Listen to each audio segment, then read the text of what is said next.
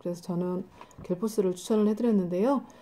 보통 우리가 속쓰림에 드시는 겔 제주 중 제일 유명한 게 이 두 가지라서 간단하게 두 가지를 비교해 봐 드릴까 합니다. 먼저 겔포스를 보면요. 성분은 인삼 알루미늄겔, 그 다음에 수산화 마그네슘, 그 다음에 시메치콘이라는 게 들어있습니다. 인산 알루미늄계라고 수산화 마그네슘은 제산제인데요. 제산제는 말 그대로 산을 중화시키는 성분입니다. 우리가 속쓰림을 유발하는 주 성분이 위산인데요.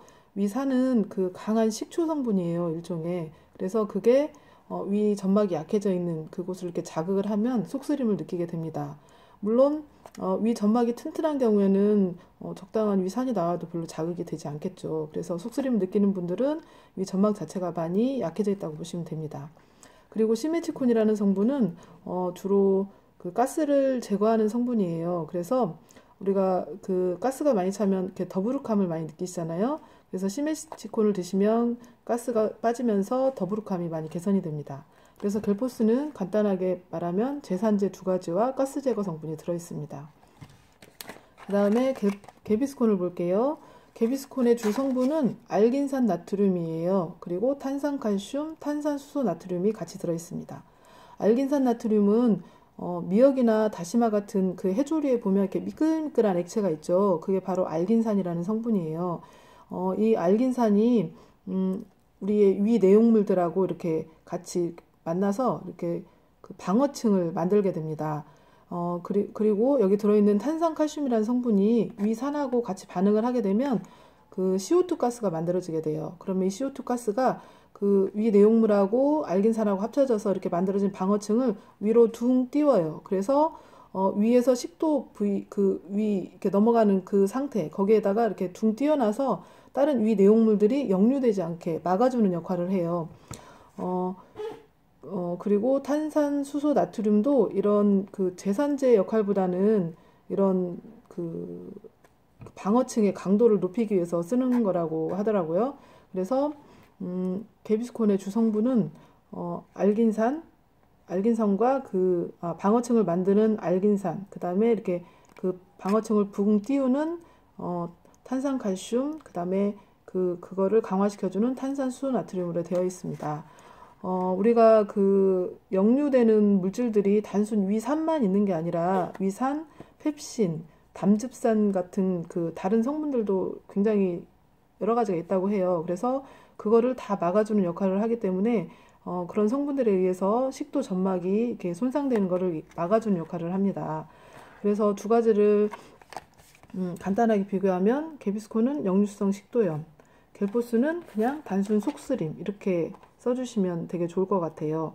그리고 이제 우리가 그 역류성 식도염 같은 경우에 보통 분들은 이렇게 위 음식이 이렇게 들어갈 때는 그 위에서 식도로 넘어가는 관략근이 꽉 조여져 있다가 음식이 넘어갈 때만 관략근이 열리면서 음식이 넘어가게 돼요. 근데 역류성 식도염이 있는 분들은 이 관략근이 헐거워져 있어서 아무 때나 음식을 드시고 나면 이렇게 역류가 되기가 쉬워요. 특히 야식을 하고 주무실 때 음식이 소화가 덜 된 상태에서 주무시게 되면 서 있을 때는 이렇게 반드시 내려가는데 누워 있을 때는 이렇게 더 역류되기가 훨씬 쉬운 상태가 돼요. 그래서 잠자기 전에 특히 술 드시고 와서 잠자기 전에는 이런 개비스콘을 하나 드시고 주무시면 그 역류성 식도염을 예방하는 데 도움이 됩니다. 그거를 꼭 참조해 주시면 좋을 것 같고요.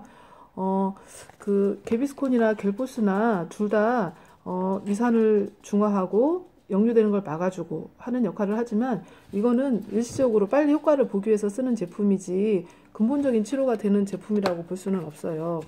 그래서 그 위장병을 오래 앓으신 분이라면, 그러니까 뭐 위궤양, 위염, 그다음 뭐 십이지장 궤양, 그다음에 역류성 식도염 같은 위장병을 오래 앓으신 분이라면 이런 간단한 제품에만 의지하지 마시고요. 이런 거는 이제 그때그때 필요할 때만 드셔주시고 반드시 병원에 가셔서 위 내시경도 하시고 처방을 받아서 몇 달 정도 꾸준히 약을 복용해 주시는 게 좋아요. 우리가 이렇게 상처가 났을 때도 연고를 발라서 이렇게 그 균이 감염되지 않게 해주고 또 뭐 메디폼이나 이런 걸 발라서 그게 이렇게 복구될 수 있게 도와주는 역할을 하잖아요. 근데 이제 그 식도나 위 점막이 빨갛게 얼어 있다고 생각을 해보세요. 그런데다가 음식이 들어가면 뭐 위산이나 뭐 아까 펩신, 담즙산 이런 것들이 나와서 계속 점막을 자극하게 되기 때문에 이런 것들이 회복될 시간을 벌어주는 게 되게 중요한데 보통 위장약들은 위산을 강하게 안 만들어지게 하거나 위산이 덜 나오게 하거나 그다음에 위 점막을 보호해 주거나 위장 운동을 이렇게 촉진시켜서 역류되지 않고 내려가게 해주거나 이런 약들이거든요. 그래서 그런 약들을 써서 우리 위 점막 자체가 스스로 이렇게 잘 복구될 수 있게 도와주는 시간을 벌어주는 게 되게 중요해요. 그래서 위장병을 오래 앓으신 분들은 꼭 처방을 받아서 드시기를 추천해 드립니다. 그리고 음식으로는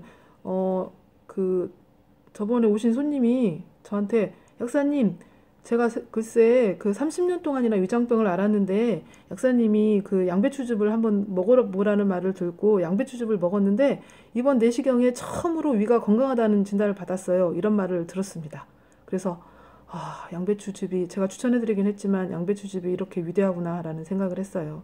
양배추즙에는 비타민 U라고 표현을 하는데 그 성분이 들어있어서 이렇게 위 점막을 재생시켜주는 역할을 합니다. 그래서 평상시에도 양배추를 뭐 쪄서도 많이 드시고 그다음에 꾸준히 드시려면 양배추즙 같은 것을 구입해서 좀 꾸준히 복용해 주시면 좋습니다. 보통은 나이가 드시면 이렇게 위가 얇아지고 위가 약해지는 경우가 되게 많으세요. 그래서 위 건강에 되게 신경을 많이 써야 될 것 같습니다. 네, 간단한 겔포스와 개비스콘 비교하다가 여러 얘기를 하게 됐습니다. 네, 그러면 다음에 또 좋은 건강 정보를 가지고 또 만나도록 하겠습니다. 제 이야기가 마음에 드셨고 또 다음에도 건강 이야기를 듣고 싶다 하시면 구독 꾹 눌러주세요. 감사합니다.